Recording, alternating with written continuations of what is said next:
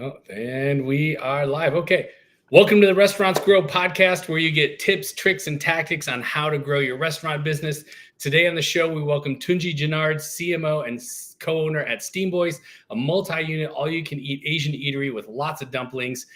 They are brand based in Nashville, Tennessee. Please also welcome Lisa Malikow, Senior Vice President for the Restaurant Show for Informa Connect Food Service. I'm super excited to have them both on the show, as we have a very, very special episode in store for you. We're going to jump out of the normal today. You are going to discover more about the annual National Restaurant Association show, which is the biggest show in the restaurant business. I like to call it the Catalina wine mixer of the restaurant business. We're going to talk about what happens at the show, why you should go, who the show's for, and best practices to get the most out of, quote unquote, the show. Tunji is a London-born, Nashville-raised marketing junkie, heck yeah, who's obsessed in a healthy way with AI, email, and loyalty program marketing. Lisa has over 23 years in exhibitions management experience and may have been to more restaurant trade shows than anybody else you may have ever met. I wish that were true. Lisa joined the restaurant show in October of 2008 as show manager of the International Wine, Spirits, and Beer event, focused on the adult beverage segment and food service. Currently now, she oversees a variety of critical areas for the show, including event operations, special events, education programming, year-round digital strategies, and something very important, the budget. Fun fact, Lisa is a real Chicago pizza fan, claiming tavern style as her favorite, and Tunji considers himself an expert Nashville hot chicken enjoyer. Awesome. Tunji and Lisa, welcome to the show. Thank you. Thank you. Yeah, thanks for having us. I am really excited you guys are here. I'm excited that we're talking about one of my favorite shows of the year. We'll get deep into that in a second. Let's just start right here. And Lisa, I want you to go first. What is your top trade show or business travel hack? It doesn't necessarily have to be about trade shows, but a business travel hack. Like, how do you get through these things without collapsing before it's over? Oh, well, I always pack a bottle of Tylenol in my suitcase, or Advil, whichever your, helper of choice is there. But I think that, and making sure you have some Band-Aids, because no matter what, you change your shoes, you wear your comfortable sneakers, whatever the case may be, when you're walking as much as like 30,000, 40,000 steps a day, that's just not normal. So your feet are going to hurt a little bit. You got to be prepped for that. Amen. You had me, and then you lost me, and then you brought me back. So I'm an Aleve person. I always have a bottle of Aleve. If you find me, the chances that I'm carrying an Aleve in my backpack is really high. And then with the Band-Aids, I was about to ask you, like, who stabbed you at which show? But oh God, no, not that. Just a normal blister. I'm from Detroit, man. I instantly go to hardcore. I hear that. I'm from Royal Oak. I get it. Amen. I saw my very first concert ever at the Royal Oak Music Theater. Nice, excellent. Way back in the day. All right, Tunji, top trade show or business travel hack? I would have to go business travel, because I've never been to a trade show, so I'm very excited. We are absolutely going to discuss that, but I guess we will. But business travel hack, I try to keep everything in one backpack, man. I like to be I know how crazy that sounds. I envy you try for to that, be. though. I try. Like I'm talking shirts, like clothing, even everything in one backpack. And then I might have one actually it's not even another extra item. It's literally just a little my Pokemon pillow, so I can sleep wherever. So I just tend to find every time I'm traveling, I tend to find that I always get delayed for some reason, and I want to have a comfortable laying down situation. So that's my hack. Who is on your Pokemon pillow? It's not who is on my Pokemon pillow. It's who is my Pokemon pillow, and it's a Squirtle. Oh, really? Interesting. Yeah. The turtle-based Pokemon. Oh, I know who it is. Okay, my bad. Sorry. My Wi-Fi network at home is Charizard. So okay, all right. And last night on ChatGPT, I had it generate an image of what if I was a Pokemon. So I will share that with you later. We'll talk about it later. All right, here's my trade show hack. Okay, and if anybody here on the show follows me on LinkedIn, I post about this at every show. But my travel show hack is Instacart. So the minute I arrive to the hotel, I also have an Instacart show up with like a case of water, coconut water, espresso, bananas, dishwashing liquids, snacks, like whatever I need in the hotel room. to recover and regenerate and rejuvenate, because I don't want to pay $9 for a single bottle of water when I can pay $5 for 24 of them. So that's smart. That is mine, is the Instacart hack. Yeah. So professional. There'll be people like in the lobby of the same hotel with me, and like their Instacart will be showing up like, so that is mine. It's absolutely the get what you need brought to you. Okay, Lisa, let's talk about the restaurant show. I have been so many times, but I feel like many of our colleagues haven't yet. You and I talked about some stats the other day that kind of blew me away. But let's just start. For those that don't know, where and when is the show? Sure. The show's in Chicago every year. It's at McCormick Place, which is the convention center in Chicago. This year, we're May 17th through the 20th. So coming up in just about a month. So we're always here in Chicago, have been since 1950. What did the show exist before that? Was it? Yeah, it was founded in 1919.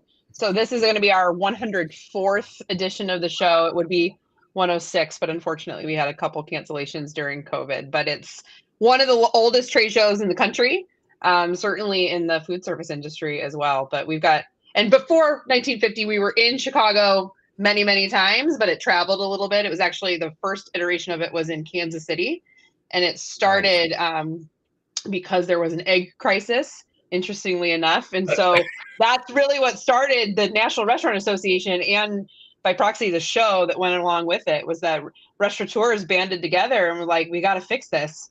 What are we going to do? And got together in Kansas City. TIL. The NRA show started because of an egg crisis. That's amazing. The next time going to Kansas City is to see Weird Al, but that's a different podcast. Okay, when you say it's at McCormick Center, I know what that is because I've been there, but I don't know if you've never been there. This show is big. It's technically 3 convention halls in one. Am I wrong? That's correct. So it's 725,000 net square feet of exhibit space, which is, I think, like 14 or 15 football fields worth of space. So think about how big your facilities are that, your businesses are in. It's, that plus that much more. And so I always think about it like the suburb I live in outside of Chicago has about 20 to 25,000 people that live in it. And so we move in 3 times the city I live in for just 4 days at McCormick Place, and then we move them back out. So it's pretty crazy operation to stand it up every year. Amen. Okay. So other than the fact that you work for the company, what is your favorite reason to go to the show? Like, what do you like about it? So my favorite reason is really, I think, the joy I see people have when they are walking around, and I like to listen to what they're saying to each other, right? So they're walking around with their teams, and maybe they turn the aisle and see something they hadn't planned on seeing. So, look at that amazing fork that I had never seen before, whatever the case may be, because it's usually something small, right? Like, because they weren't thinking they needed to go look for that for their business. And all of a sudden you start to hear them, and all the wheels turning about how they're going to, take it back to their business, or what are they going to do? And they just get so excited and inspired, and the joy on people's faces when you see that happening makes it worth what I do to help bring that all together. I think my favorite bizarre product I saw last year was branded dog bowls, which is not that unique, but the fact that somebody might have them in their restaurant seems crazy. That's like, oh yeah, we have high chairs, and here's a napkin that your kids can draw on, and does Fido want a bowl with our logo on it? Like, I was like, wow, this show really demonstrates like how diverse the show is in terms of like what happens there. Yeah. I'll say for me, my favorite part is watching people feel inspiration. Okay, which I think is a little bit of an extension of what you said. Yep. But like, I'm walking around that room. That's almost putting it lightly. And I'm seeing things that are inspiring ideas in me, and they're inspiring energy, and they're inspiring growth, and they're inspiring thinking differently and trying new things, and like, how can I innovate in my business? And restaurant business is real easy. I mean, Tunji, back me up here. It's easy to be stuck in the weeds, right? Like, it's easy to like not see past the front door sometimes because the backyard's always on fire. So, it's not often we get to spend a time immersed in ideas. And that's sort of, I think, one of my favorite things about it. I also like eating a lot of food in Chicago, so that's a whole other story. Always It's one helps, of my favorite right? things too. Okay, so Lisa, who is this show right for? Like, who needs to be going to this? So it's really anyone who is in any part of food service. So we have 900 different product categories at the show, which really means that whether you're an independent restaurateur, a pizza place, you might be in accounting that is part of the restaurant, a marketing professional. I mean, any role you could possibly have in a food service operation, we have education that is relevant to you, and certainly suppliers and products. So we really consider ourselves like the total event for food service, because no matter what role or segment that you're in, we have something. So even, that extends to convenience, to retail, the prepared foods at grocery stores, things of that sort. So, really it can be almost any role. And I also like to always say it doesn't have to be like, you don't have to be the CEO of your group in order to come, right? You can use the show as a really amazing training opportunity for your teams, rewards for your teams, help them continue to be inspired. So we've got a little something for everyone, I think, as long, in food service. Yeah, I always joke around, if you're for everybody, you're for nobody, but that's actually the opposite here. This really is Yep. for anybody that's at any level of the business, whether you're a line cook, an owner, somebody who's in marketing, account, like there's a reason to be there. There's something to see and learn. It really is. It's incredible. There's no other show like it. Yeah. And one thing we'll be launching in a couple weeks here are these sort of quizzes that you can take as an attendee that'll help build your agenda out. So to help you figure out what's for you, right? So that if you are, maybe you think it's a little overwhelming to look at the total scope of what we offer, but it helps narrow it down to say, if you're in this segment, here are some suggestions we have that helps you say, okay, I'm going to, focus my time in these 4 spots or whatever the case may be. Awesome. Is there going to be can I take a button that says I'm interested in fighting everywhere? There's an espresso on the show floor, because that's, for me, that's always a priority. I hope so. They should have that. Do it for Rev, please. I'm looking to find people with the loudest shirts. Well, here's 2 of them. What are some? I mean, we just kind of identified the show really is for anybody who's trying to take their career at any level of being serious in here. I mean, what do people get out of the show? Like, what would be 3 or 4 really great reasons to go to the show? Well, I think this year in particular, and this is every year, but I think as we look at what's going on in the world, being able to really connect with the wide variety of suppliers we have would be huge, right? So that you're connecting with suppliers that maybe you don't already have connections with, but are good to know in case you need to pivot. Something happens in your operation and you need to find a new egg supplier, stat. You can do that because you've met them at the restaurant show. So that kind of connection to the supplier, I think, is even more important right now, when there's volatility out there. And then, I certainly hope that as people attend the education sessions, there are some actionable things that they're taking away that right now you say, I just listened to this amazing session. I'm going to go implement that in my business as soon as possible, right? Like, I've taken the notes, I've been inspired, and I can walk away and say I can do this right now. So it's not just the high level education; it's also very operational and action oriented as well. And then I think, like, one part that I think is interesting that I hope people take away is say, I can see how this food service business is a lifelong career in so many different ways, right? So maybe today I work for a chain operation, but I plan on working in a independent restaurant in the future, or vice versa, or whatever the case may be. And you get to see all that together at the show and maybe look beyond what part you're in today. And I think that kind of inspiration and takeaway can be really powerful for people as well. For sure. I mean, look, my first job ever, I was a busboy. Yeah, I'm sure a lot of people had sort of that back in the kitchen experience. I did not intend to be in restaurants my whole life. Here I am, you know what I mean? And so, I think that this industry is a little addictive, right? There's something magical about it. And, one of the things we said, what can you get out of going to the show is if you're thinking about a career, or you're like, hey, what can I do next with my career? Or what else is possible? This is the rooms to walk around and then think about that and plot out what you might want to do and who you want to meet. Absolutely. Okay. I'm going to speak to the operators who are listening to this either live or on recording. Here's something I want every single one of you to do at this show. Okay. Again, we're talking about what to get out of the show. I want you to walk up to the vendors' booths you work with and give them feedback about how to improve working with you. And I want you to walk up to your vendors and tell them what's happening in your business 6 months from now. I want you to be able to share your roadmap with your vendors, because what's going to happen is when you're on that regular phone call with your distributor or your tech supplier or whatever vendor, you're talking to a person who's helping you in that moment, but you're not talking to the person that makes the decision about how to grow their business. At the NRA show, at the restaurant show, there will be multiple team members from all of these places.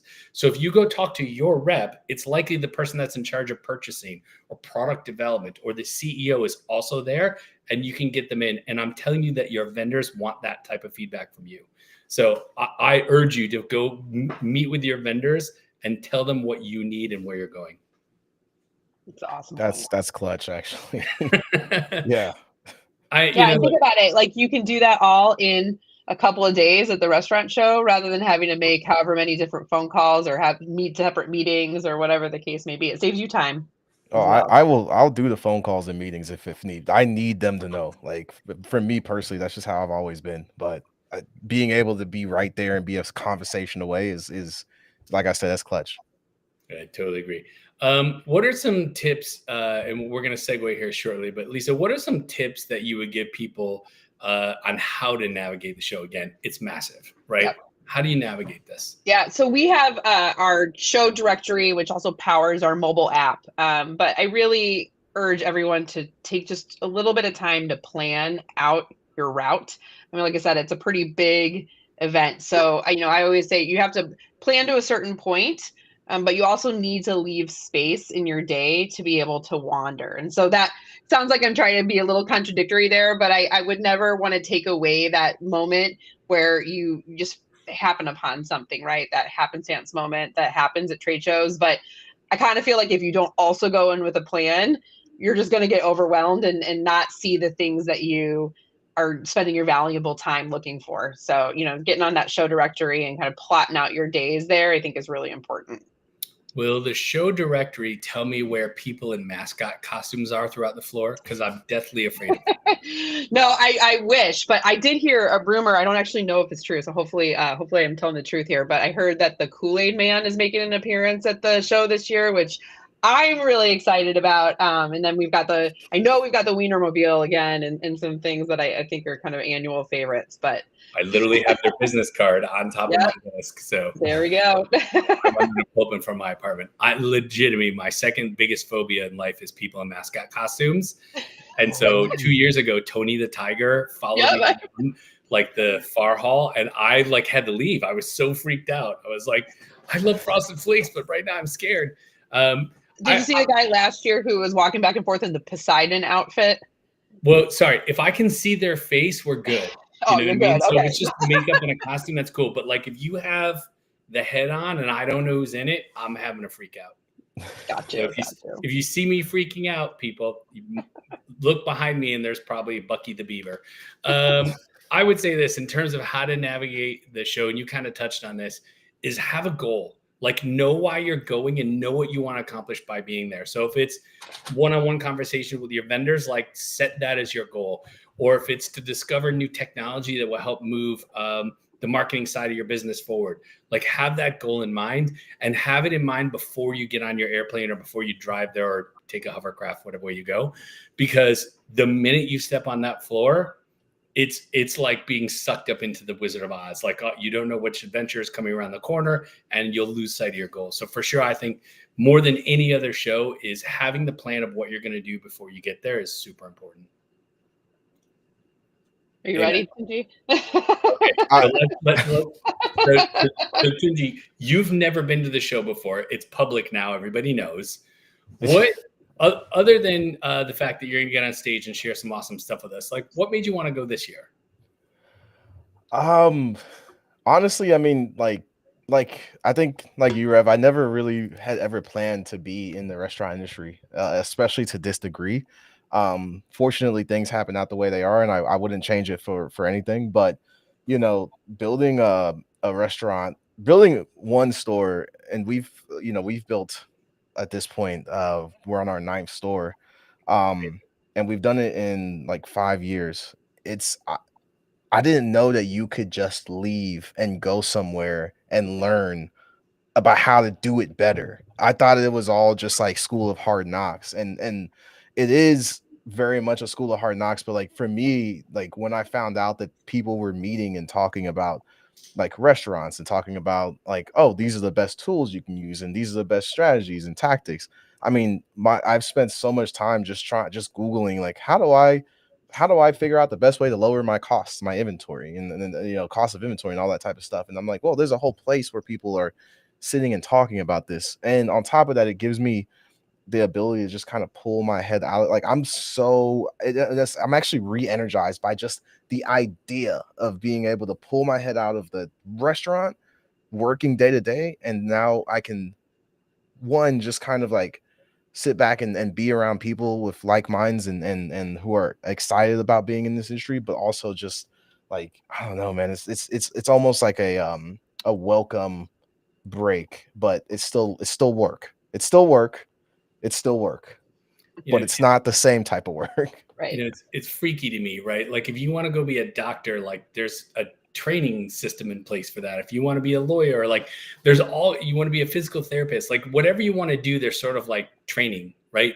We're in this like really weird industry where like there's no formal education, or there's minimal or hard to find. So it really is a lot of trial by fire, and it really is a little hook by crook. And so I do think that's one of the benefits of going to a show like this is I can go stand in the knowledge pool. I can go see what other people are doing and ask those questions that I'm trying to figure out and at least get a clue. You know what I mean? Oh yeah. That's you hit it right there on the head. That's exactly why I'm excited. You go through the periods of like ups and downs. You have slow days, you have busy days, but at the end of the day, like for me, it's always been about like how can I get better? Like me and my business partners have a mantra. It's like 1% better every day.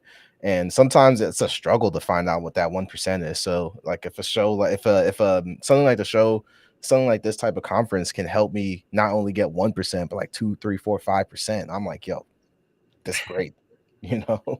There's for sure a lot to learn. Okay. And now speaking of a lot to learn, you, sir, are hosting a session, Unlock the Secret to Growing Regulars, How to Maximize Return Visits and Check Sizes. I would travel for this conversation alone. This happened Monday the 19th at from 3 to 3:30. How are you going to cover all that in 30 minutes? Lots of coffee. He also needs the espresso map, Lisa. Just mentally. Yeah. Please send that my way. Let our marketing team know. I will be partaking. But no, I mean, there's so many different ways you can go about it. But me personally, I think what I've learned, especially about restaurateurs, like I come from a marketing background, as you mentioned, Rev. Like I have a degree in marketing. I came out of school thinking that I was going to be working at some tech company, and turned out my friends were starting a restaurant business and needed help with marketing. Once I got into the industry and I saw like what other restaurateurs were doing, and I totally understood it. I was like, well, you're sitting here having to cook on the line. You're sitting here having to do payroll. Like it's so hard to know some of these basics. And even if you do know the basics, it's so hard to take the time to do them. So for me in the 30 minutes, I just hope to like really like hammer down on the easiest ways to get the basics in, but then like build on top of it and add those multipliers. I mean, I'm in the same position as the people I just talked about. Excuse me. I just left the store to do this, and I'm going right back. You know what I'm saying? But like I have to spend 20, 30 to an hour a day working on some of these marketing basics that bring people back and get them to spend more. Otherwise, there's no point in me being at the store anymore because there's no one in the store. So I have to figure out the quickest, the shortcuts, but also the things that make that make you stand out to your customers. And hopefully what I want is the most authentic way. So it's not just you copy and pasting templates every day. It's you figuring out what your template is and then building on top of that. Awesome. Well, I appreciate you providing the perfect segue here. Oh. Since this is a marketing operations growth show, what's your favorite retention channel? Ooh, it's gonna be email. It's gonna be email. It's gonna be email. I'm sorry, dude. It's gonna be email. You know, it's funny. When I was in school, there was a guy who used to argue with my one of my teachers about email being dead. This was in 2014 in San Francisco, and he said email was dead. And the teacher just like looked at him flabbergasted, and I mean, this was a continuous thing all semester. And then once I finally got my chance, once my business partners at Steam Boys handed me the keys to the kingdom and said, "You are our chief marketing officer. You're handling all of our marketing," which, by the way, we have none. I was like, I don't know where to start. And then I just started sending out emails, and I started noticing people coming back. I started noticing people coming in saying, "I got my email." I was like, what you is it my email? And they would stick their phone in my face and just be like, "Yeah, this is the email. It's funny, and it also gives me a little discount." And I was like, okay, this works. And so to me, it's that's the one that I hear the most when all the little things that you do as a marketer for a restaurant. Unless I am working on getting better at social media. I do the social media thing. I'm working on it, but right now for me, it's been email. You know, that's the one that it stands out to people. So that was not a pop quiz, but you did get the answer right. Oh, yes. Email is by far my favorite retention channel, and honestly, just one of my favorite marketing channels. And if we were speaking solely to independent operators right now, I'm telling you, you're leaving money on the table. Like, if you're not sending out an email, once every 10 to 7 days or 14 days to your guests, like, you were legitimately part of the statistic of 70% of guests never return to a restaurant after their first visit. And the email is for sure the cure for that common cold. Okay. I also know that you're a big fan of leveraging AI in your marketing. Can you give us quickly sort of one example of how you're using AI? And I don't mean using ChatGPT to turn you into action figures, which is what I did for an hour last night. I saw that. That was amazing. I saw that. I'm working on it tonight. Okay, I'm gonna give you one of the fun ways, right? Like, this isn't a way that necessarily is like tied to sales in the business, but it's one of the ways that I think is like actually helping us stand out more and use certain channels like Instagram in a way that no other restaurant is using. Something I do every year is, and I can do it multiple times a year, but specifically for Halloween, I create a choose your own adventure story. I come up with the I come up with the idea in my head, or at least the kind of theme, and then I will kind of map it out using ChatGPT and AI. And people can, I mean, there's like 12 different choices people can make through this series. And the way I deliver it is through Instagram DMs. And I use like automated DMs to plot everything out. But it's all like, I mean, it sounds like it is a lot of work, but I use AI to kind of like, I come up with the idea and I know what the end result is. And I kind of use AI to kind of fill in that middle part for me that would take hours, honestly, if I did it all on my own. But that's one of the funnest ways. And then the sort of like the automation of it is another little quick AI thing that will help me make sure that everyone gets responded to right away. So they're playing a mini game in my Instagram DMs, and at the end of it, they get a promo code that they can use at the restaurant. So I kind of make people work for promo codes. I don't want to just hand them out, but at the same time, it's fun, and people who get to the end usually end up coming back into the store. Amen. I want you to change your vernacular immediately, because those are not promo codes. Those are prize earnings. Prize earnings. There we go. Bet. No, you're right. You're 100% right. That's what I'm going to do. All right. So we're coming to the end of the show. National Restaurant Association show in Chicago, mid-May. Tunji, your thing is unlock the secret to growing regulars, how to maximize return visits and check sizes. Monday, May 19th, 3:00. I learned right before we started the broadcast today, I will be speaking 10:30 Tuesday morning. Me and Brian Meredith. I think what we're just going to do is 30 minutes of marketing Q&A. So you got marketing questions, come up, Tunji. Maybe you can come join us as well.